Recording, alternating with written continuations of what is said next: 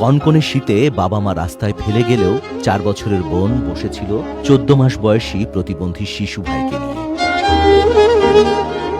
না, আন্তর্জাতিক পুরস্কারের জন্য নির্মিত কোনো সিনেমার গল্প নয় এটি। এই নিষ্ঠুর বাস্তবতা চট্টগ্রামের আনোয়ারায়।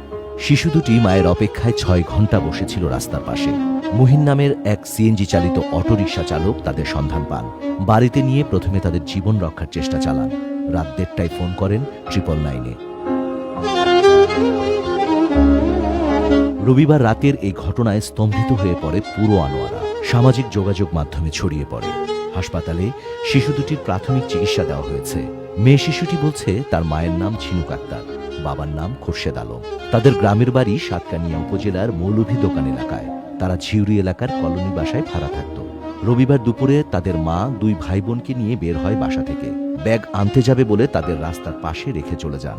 আর ফিরে আসেননি ঝিনুক আক্তার। আপাতত 2 শিশুর দায়িত্ব নিয়েছে স্বেচ্ছাসেবী সংগঠন স্বপ্নযাত্রী ফাউন্ডেশন। পুলিশ শিশুদের বাবা মাকে খুঁজছে হন্যে হয়ে। কালকে রাতে প্রায় 7:30-8টার দিকে ওকে সুলকাটা রাস্তার মাথা পাইছি। ওরা ভাই বোন 2জনকে। শীতের মধ্যে গায়ের মধ্যে কাপড় ছিল না, পাতলা একটা গেঞ্জি ছিল ওর গায়ে, আর একটা ওর গায়ে শীতের কাপড় ছিল, প্যান্ট ছিল না। এখানে এনে গা গোসল ধোয়াই দিচ্ছে। এর আম্মা আব্বার নাম জিজ্ঞাসা করছি, আম্মা আব্বার নাম বলছে।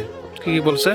এর আব্বার নাম মুর্শেদ আলম, ভাইয়ের নাম মুর্শেদ আলম, মায়ের নাম জিনুক, ওর নাম বলছে আমার নাম কি যে আয়শা আক্তার। বাড়ি বলছে সাতকানিয়া। সাতকানিয়া কোন জায়গায় বলে নাই, ঠিকানা বলে একটু করে বলছে মৌলভীর দোকান। কি হয়েছিল আসলে?